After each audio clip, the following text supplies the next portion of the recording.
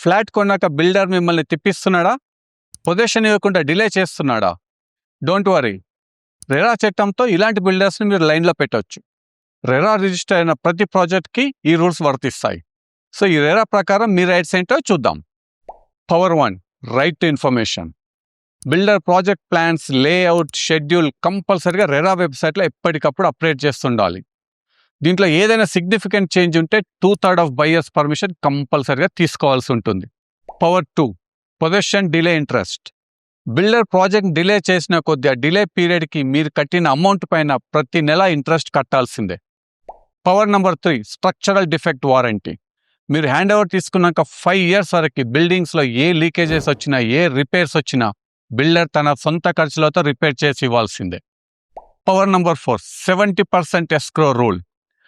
మీరు ప్రాజెక్ట్ కన్స్ట్రక్షన్లో కట్టే ప్రతి డబ్బులు 70% ఆఫ్ దట్ వన్ ఎస్క్రో అకౌంట్లో పెట్టాలి.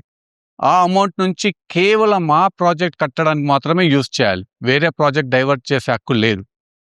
రెరా నంబర్ లేని ప్రాజెక్ట్ని అస్సలు టచ్ చేయకండి. ఏదైనా ప్రాబ్లం వస్తే టీఎస్ రెరా ఆర్ ఆంధ్ర రెరాలో ఆన్లైన్ కంప్లైంట్ రిజిస్టర్ చేయండి. ఇలాంటి బయర్స్ ఇన్ఫర్మేషన్ కోసం ఛానల్ ఇప్పుడే సబ్స్క్రైబ్ చేసుకోండి.